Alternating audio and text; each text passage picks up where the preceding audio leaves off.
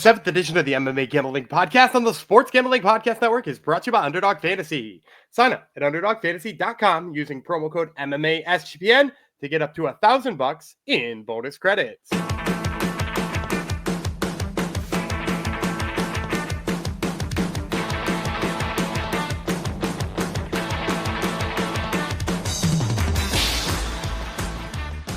Heidi Ho DeGenerinos, welcome to episode 807 of the MMA Gambling Podcast on the Sports Gambling Podcast Network, dedicated to the Easter Bunny, obviously, who brought me treats. So good job, Easter Bunny, always coming through.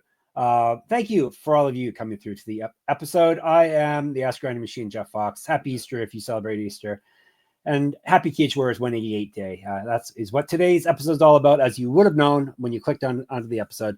We're in the midst of a big regional MMA extravaganza. We have Cage Warriors today, Octagon tomorrow, KSW on Tuesday to wrap things up, and then the UFC is back, baby. And then we'll cover the UFC Wednesday, Thursday, and then you're all set. I'm not doing this alone, of course. I have someone who's actually going to give you the plays that pay for Cage Warriors 188. I'll be the one and only Daniel Gumby Vreeland. Hello, Mr. Vreeland. Hey, and we did tally this past weekend. And we went up, despite giving out 15 picks and having tons of variability there. We went up 1 unit total. So like, not a banner day, but we're in the black. And some of that was due to a couple of nice underdogs, including Fabian Edwards hitting. Fabian Edwards looked he's styled on Impa Kasanga Day. So that one made me feel really good. Dalton Rosta cashed as an underdog as well. Yep. I mean, he wasn't an underdog come fight time, but if you got in on him when it posted after our episode, you would have been in on the underdog money on him too. And again, man, he looks like a force as well. That middleweight division slowly turned into a very fun tournament, which I was maybe not expecting. But like Fabian Edwards looking as good as he did, and Dalton Rosta looking as good as he did, makes that really interesting to me. Are they fighting each other, or what's the semis? I don't ever know. I wish I could tell you. I don't look at the brackets at all. I can't tell you. I hope they don't. I'd love to see them in the finals against each other. Yeah. And then we had the other two winners were Josh Silveira and Aaron Jeffrey, right? Yeah. Aaron Jeffrey's fight, super boring, but kind of impressive how he was able to at least like stall out his opponent on the ground so that his striking mattered. Yeah. And so, that was, he's a fun kind of guy. Like he, we talked about it on last week's show. He ran into an absolute shitstorm in terms of the Dana White Contender Series opponents, right? He fought Kai Bohayo and Brendan Allen. Yeah. So like he's better than an 0-2 Dana White Contender Series fighter typically is. Yeah, for sure. All right, the semis are Fabian Edwards, Josh Silveira, Dalton Rosta, Aaron Jeffrey. So that's interesting, especially after Aaron Jeffrey just stalled out some wrestling. It's fun to see if he could do it against Rosta. And then what other way was it? Lightweight. Lightweight. We got Brent Primus versus Alfie Davis, Gadzi Rabadanov versus JJ Wilson. Yeah, I find that less intriguing. The Alfie Davis knockout of Clay Collard was so weird. Like it was a weird spinning back elbow that was like both well timed and I think completely accidental. And so, maybe losing Clay Collard from that tournament, it makes it a little bit less exciting to me because Clay Collard's fun as hell to watch, whether you think he's good or not. Yep, he definitely is fun. All right, we should probably dive into Cage Warriors after I tell you that the NBA playoffs are here. And SGPN, that's us, SGPN, is running another free contest. Pick every NBA game against the spread. $1,000 first place prize, winner take all. Enter today at sportsgamblingpodcast.com/NBA playoffs. That's sportsgamblingpodcast.com/NBA playoffs. I think you can still enter even though it's actually begun already. You just, obviously, you're not going to get points for the games that have already been played. So you have some catch up to play. All right, Cage Warriors 188 is this weekend. We just had 187 this past weekend. This one's going down Saturday in Dublin, Ireland, Saturday at 1 p.m. Eastern. We have all three events we're covering are tipping off. I don't know. What do you say for MMA? Kicking off? I think kicking off. Yeah. There's kicking. There is right? kicking. There's no tipping. I don't think there's any tipping. They're all kicking off around the noon to 1 p.m. Eastern time zone time. So this one's 1 p.m. The RDS in Dublin, Ireland, if you want to go watch it. 15 bouts. We have got you covered with the 5 that Gummy finds the juiciest cuts, including a couple of title fights. So we'll break those down in full. And then, as per usual, at the end of the episode, Gummy will give you out his bonus picks, which is what we like to call the lightning round. Some viewer that we both have forgotten, viewer and or we keep trying to get him to shout us out and tell us his name again, but he won't do it. Someone gave us the idea and named it for us, and we can't remember who you are. So hopefully you're still alive and still watching our show. So if not, it's the lightning round royal section of the podcast. All right, let's break her down with. We just broke this down off air. We actually plan things sometimes.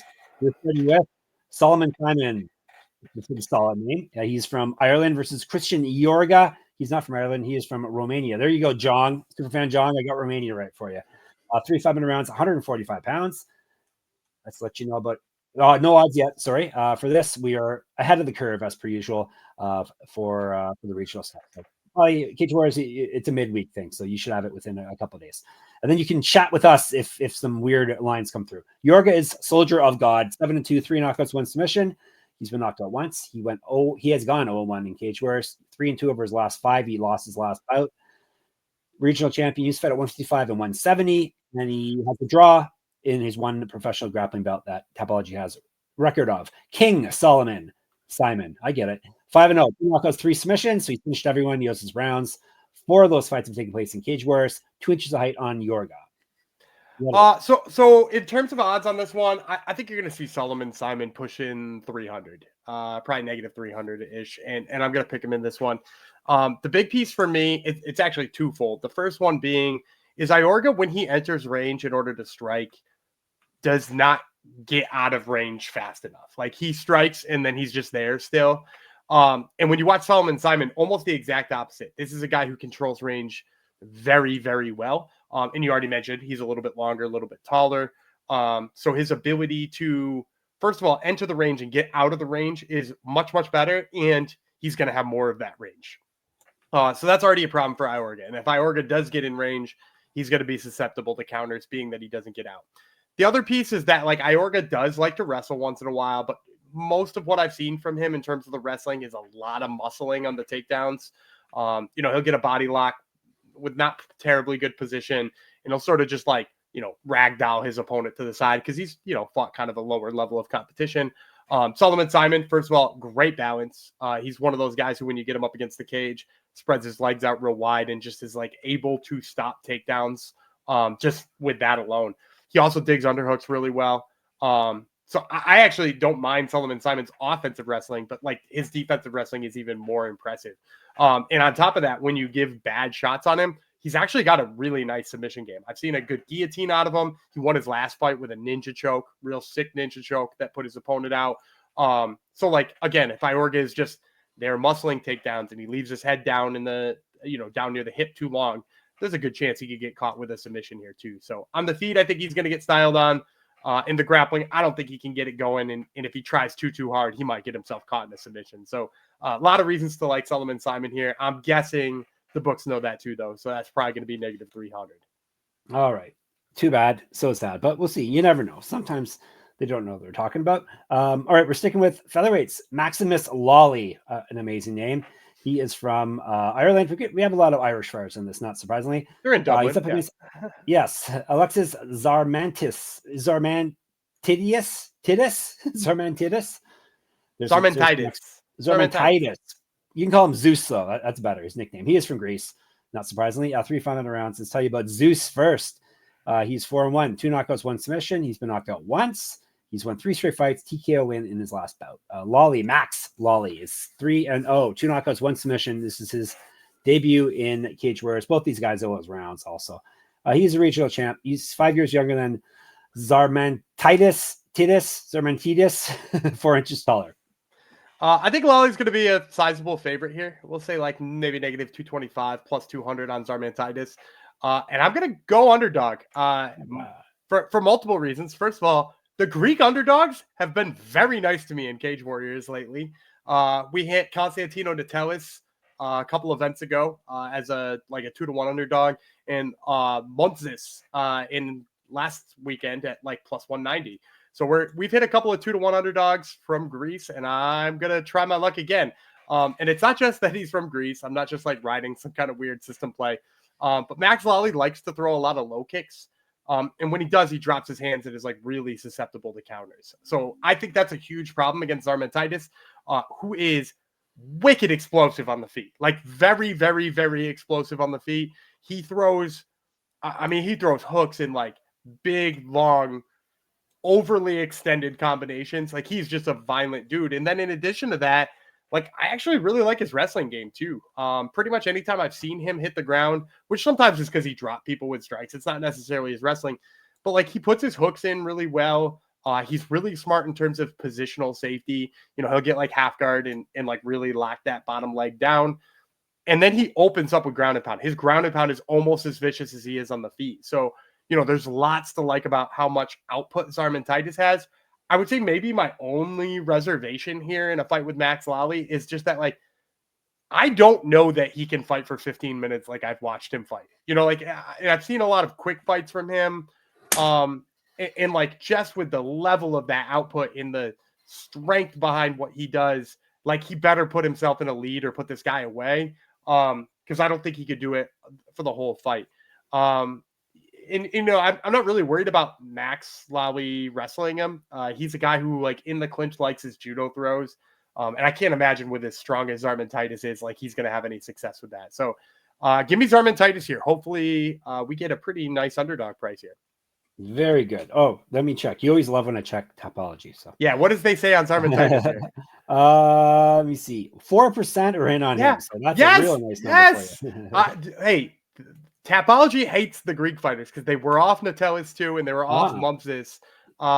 You guys are sleeping on what could be a really beautiful thing. They don't know the Greek system yet, Gumby. That's all. No. You're trying to teach people. The Greek system play. The Greek system. Yep. All right. Before we move on, ladies and gentlemen, let me tell you about Edge Boost. Ever had your deposit blocked by your bank right before a big bet? A new bank was in there somewhere. Ever needed cash at 2 a.m. for another shot at the tables, but hit your ATM limit? Edge Boost has your back. Edge Boost is the first ever bank account built for bettors. Edge Boost gives you fast, reliable access to your funds, making it easier to move money when and where you need it without the delays that can come with traditional banks. For you high rollers, you can move up to $250,000 a day on your Edge Boost Visa debit card with unlimited withdrawals. This works 24/7 for instant deposits. Never wait for a wire to clear again. It gets better. Every time you deposit into a qualified gambling account, you earn cashback rewards up to 0.5%. All this for no usage fees and no minimum balance. Edge Boost is a debit account that makes it easy to get started with no credit checks, no minimum balance, and no usage fees. Simply verify your identity and you're ready to go. Finally, Edge Boost has a suite of responsible gambling tools to help you manage your bankroll and make informed decisions. What are you waiting for? Go to edgeboost.bet, promo code SGPN. That's edgeboost.bet, promo code SGPN. Sign up for Edge Boost today. We're also brought to you by mybookie.ag. MyBookie is your place to bet on every sport, including the NBA playoffs. Plus, props for every game. MyBookie accepts customers from a ton of locations, easy deposits, and lightning fast payouts using crypto. Check out all these Cage Wars lines up on MyBookie when they drop them. And when you do head to mybookie.ag, make sure you sign up with our promo code MMA at GPN. That way you get a 100% deposit match up to $1,000. Terms and conditions apply. So that's mybookie.ag, promo code MMA SGPN. All right. So hopefully we got a big dog and hopefully a favorite that's not too stiff of a favorite. All right. We got one more non-title fight to cover for you. And then it's nothing but shiny gold or whatever color their belts are. Once I find it here, we are going to cover it. Tapology's got it. What is it always Cage Wars I'm complaining about on Tapology? Yeah, they're all together definitely the worst at putting their bout order and like finalized bouts in there. Octagon's not great at it either. Yeah. Like they are rough with the order. But Cage Warriors sometimes have fights that like aren't even happening. And that's kind of a bummer. But you're looking for Ghassan Abdenabi versus Paddy McCorry. That was me killing time to find it, and it worked. All right, Paddy McCorry from Ireland versus Ghassan Abdenabi. It's easy enough, Jeff. These guys are middleweights. They're going to fight 3 5-minute rounds if need be. Abdenabi is 4-2, 2 knockouts, 1 submission. He's been submitted once. He's 0-1 in Cage Warriors, 0-2 over his last 2, obviously. Last one about back in December 2019. He's a regional champ. He's fed at 205, an inch of height over McCorry. McCorry is 5-1. 3 knockouts, 2 submissions, never been finished in a fight. He goes his rounds 3-1 in Cage Warriors. He's won 3 straight. He's not lost since November 2022. He went 1-1 in the Ultimate Fighter. He's a regional champ. He's 6 years younger than Abdenabi. So a couple more, but we have a lot of inexperienced guys on the undercard here. Yeah, I mean, Paddy McCorry is not that inexperienced. I expect him to be like a negative 500 favorite here. Because as you mentioned, 1-1 in the Ultimate Fighter. He actually submitted Mark Holm in there, who is now in the Tip Sport Game Changer tournament at middleweight over in Octagon. So like that's a pretty big win in the grand scheme of things. And he did wind up getting caught by Robert Valentin, but Robert Valentin now in the UFC, although he is 0-2 in the UFC, but like it's now in the UFC. So Paddy McCorry, first of all, like I said, negative 500, most likely due to the fact that, first of all, this is in Ireland. His opponent hasn't won a fight in 6 years. He's bet on the Ultimate Fighter. Like that's all the indicators that a sportsbook usually uses to juice his number up. And I'm still picking him in this. Abdenabi, for people who haven't seen him before, this is a guy who comes from a kickboxing background and just like never rounded his game out. It's just kickboxing. And to be quite frank, I don't even think he's that good of a kickboxer. I've actually went back and watched some of his kickboxing fights because in, MMA, it's usually like either he knocks the guy out, pretty quick in that one fight, or it kind of looks messy. And I was like, did he always look messy because he was like afraid of defending takedowns, or like, did he look messy in kickboxing too? And the answer is he looked messy in kickboxing too. So he might also be afraid of the takedowns because like in his most recent fights, that's why he's losing those fights, is like he can't stop a takedown for anything. And Paddy McCorry, that's not his go-to plan, right? His go-to plan is not to shoot a takedown. But also I don't think he's so dumb that he's like, let me kickbox a kickboxer, because he does have grappling skills. As I mentioned, he picked up a submission win on the Ultimate Fighter. I think he could take somebody down and work him on the mat, especially somebody as bad on the mat as Abdenabi. So, like, I imagine McCrory decides to take this to the ground pretty quickly and go for a sub. But even if he doesn't, he's, like, pretty sharp on his counters. I think his cardio is way better than Abdenabi. I could see him pinning him against the cage and working some, like, inside knees and stuff like that until he wears out Abdenabi. So I'm going to pick Paddy McCrory.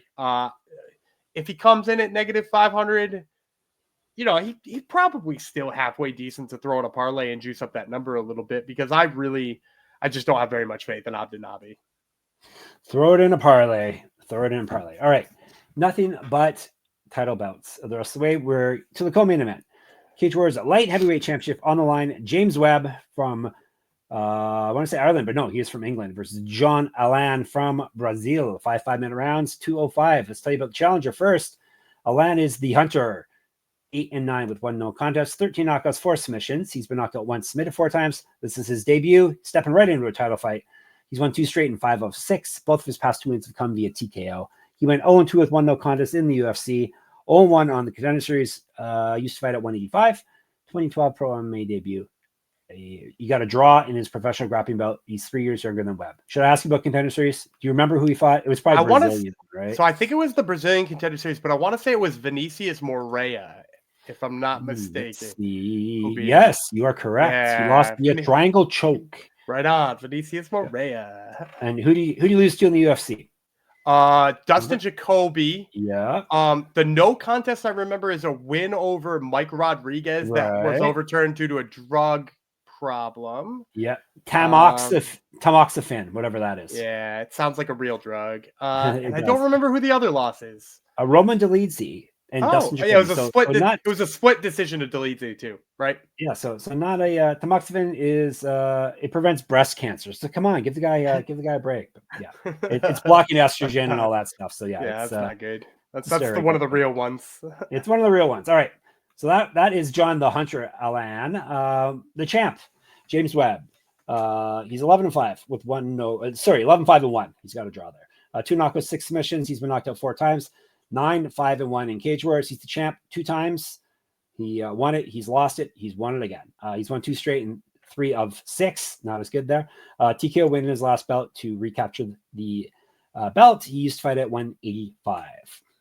Yeah, I think James Webb here, probably just a slight favorite, like negative 170, probably like a plus 145 on the return for John Allan, because he's a UFC vet. He's coming off a bunch of wins in a row. The Cage Warriors knows what they're doing, signing him and throwing him into a title fight.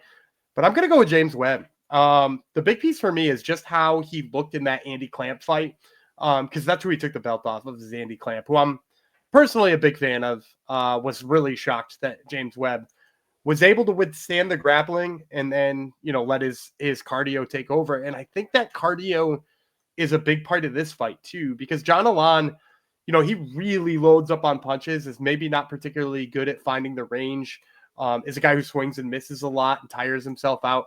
Basically, if you are good at picking people apart from range, John Allan is the type of guy you will torch, right? Like, if you watch that fight with Dustin Jacoby, like, he didn't come close to hitting Dustin Jacoby, it felt like, for the better part of that fight. It was just Jacoby hitting him with a 1-2 and getting out, hitting him with a 1-2 and getting out. And James Webb is obviously not Dustin Jacoby when it comes to kickboxing, but he does establish a pretty good range early on into fights. And again, like, the way he puts people through a grind and wears them out, like, it seems like he's damn near impossible to knock out, which means John Allan is going to have to take him 25 minutes deep. And if that's the case, like, John Allan does not have 25 minutes of throwing those haymakers. John Allan's got maybe 10 minutes of throwing those, and then he's going to be really tired.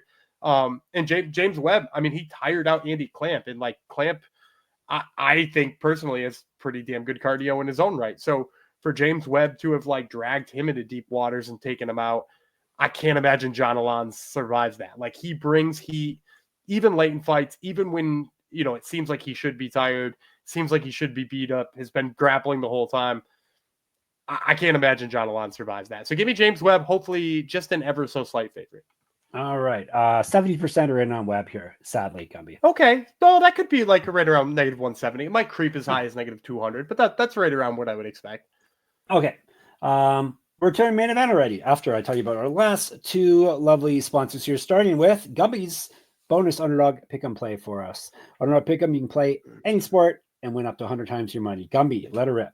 Yeah, on Monday, the Braves are playing the Cardinals. Eric Fetty on the bump for the Cardinals, which is good news if you like Marcell Ozuna projections, because Marcell Ozuna has feasted off this guy in the past. He's slugging 2,000 against him. He's hitting like over 500 against him, got multiple home runs. I'm going to get a little bit wild, and I'm going to say play the higher than on Marcell Ozuna's home runs. 0.5 is the projection. I think he knocks one out here on Fetty. All right, there you go. So take that, and with it, use our special code at Underdog, which would be MMA SGPN. And that way you can get to claim a special pick and first-time deposit offer up to $1,000 in bonus credits. So UnderdogFantasy.com, promo code MMA SGPN. And Rhythm, RITHMM. Rhythm is your home for AI-backed picks and props.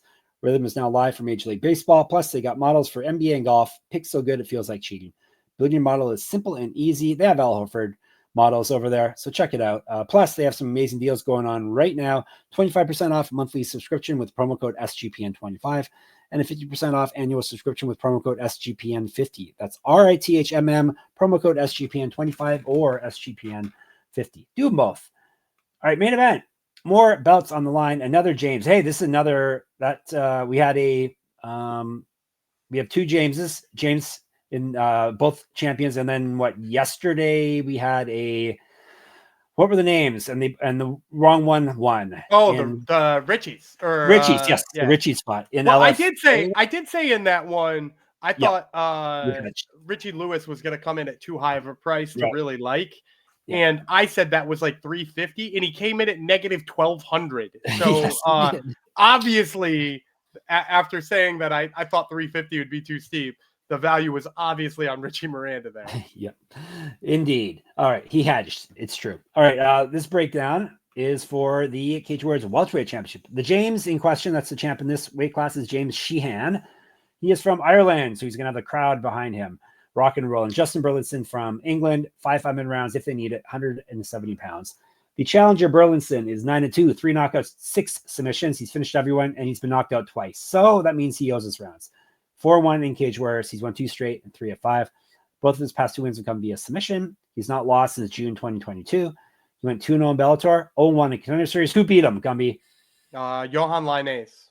Look at you. Look at you knowing your stuff. 2-0 as a pro grappler for Burlinson. The champ, Sheehan, Jimbo Slice, one of the best nicknames in the game. I call my older brother Timbo Slice. Oh, there you go. Yeah, Perfect. Yeah, Because of this?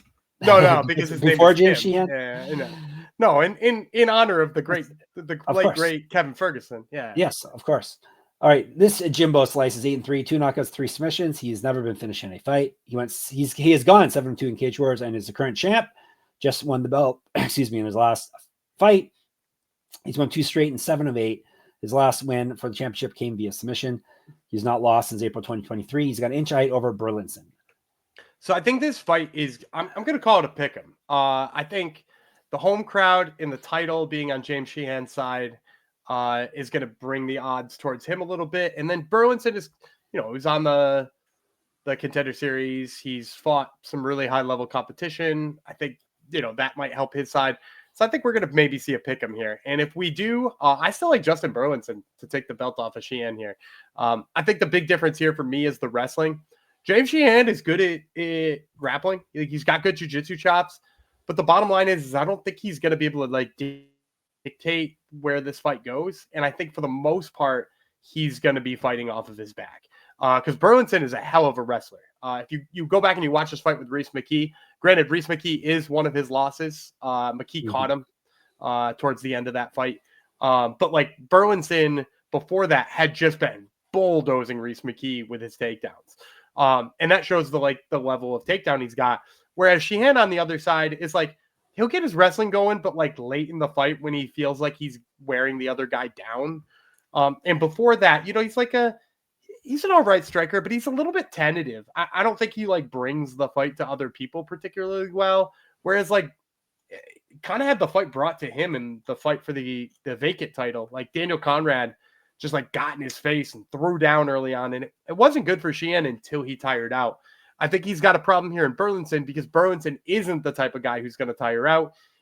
In fact, he's going to bring that grueling fight to Sheehan. And, I don't know if Sheehan's, his cardio will hold up for that kind of fight. So I'll take the wrestling of Burlinson here. I think it's just a little bit too much for Sheehan. All right. Sorry to say 76% are in on Burlinson on Topology. Oh, really? Oh, yeah. I'm against a champ on his home soil? I know. Nah, the books aren't buying that. The books. They don't like the Greek. They don't like the Greeks or the Irish. Apparently, the Topology, a bunch of racists. Totally. All right, let's give you a recap, but don't you go away, ladies and gentlemen. We have more plays for you, ladies and gentlemen. He's got Burlinson. Hopefully, it's a pick'em or better. He's got Webb as a slight favorite. He's got McCorry, probably as a big fave. He has got Lally, right? Somehow I didn't. No. No, I took Tsarmantidis as hopefully as a fave, and then Simon as probably a pretty big fave. All right. Okay. Lightning round. Zap, Ben, Boom, Pow. Maybe Memorial Lightning round. Who's to say? Go ahead, Gumby. I'm going to take Jason Blair as my first one. He's a guy who I like his wrestling, have liked his wrestling for a long time. He lost to Cody Steele on Contender Series, which I'm not going to hold against him, especially because he took that fight on short notice. But he continues to be a prospect I'm kind of interested in. And the other one is Kenny Mokotokon. Oh man, I got to slaughter it. Mokoawana is his last name. Obviously a nice Irish last name. Yes. But he trains out of SGB. He's perhaps better known as Black Diamond, not Blood Diamond, much better than Blood Diamond. He's Black Diamond. He's lost 2 fights in a row, but I really do like the submission game out of him. So I think perhaps he'll get underrated here on the books, being that he's coming off of back-to-back losses. So I'll take Mokuwana and Jason Blair as my 2 lightning round picks. All right. You are set now for Cage Wars 188 on Saturday. We'll be hanging out in the Discord. Until then, sportsgamblingpodcast.com/Discord. You can hit us up in our comment section on YouTube at MMA Gambling Podcast. Make sure you subscribe. That would help us out greatly. Thank you for everyone who has. On Twitter, X, we're at SGPN MMA. He's at Gummy Vreeland. I'm at Jeff Fox Writer there and on Instagram. Check out my Substack. It will be my pick'em contest will be up and running again with the UFC this coming weekend. That's moneymma.substack.com. Gumby has another show. It's called the Top Turtle MMA Podcast. Who is on their show this week? So first we're talking to Evan Elder, who Unfortunately, after recording, did get an opponent shift for some very No. terrible reasons. Not again. Yeah, that's right. You jinxed another thing. A Yeah. horrible Well, one. no, but he's still fighting, and maybe Yes. he has an easier fight. So maybe that's good on my part. And at least it wasn't him. So He wasn't involved, at least. So that's good. Yeah, no, that's some. We don't even want to talk about that on air. No. But yeah, so we're talking to Evan Elder, and then I'm talking to Jean Paul Lesboy Noyani, who's fresh off of a main event victory at LFA, talking about his hopefully Contender Series fights coming down the pike. Awesome. All right, so check out the Top Turtle. And of course, we're at sportsgamblingpodcast.com, sportsgamblingpodcast.com/store. So you can get your merch on sportsgamblingpodcast.com/Patreon to get some bonus content. All right, we'll be back tomorrow with Octagon. It will be me, the Hunter, Jeff Fox, and Gumby Slice Vreeland. And we'll talk to you then.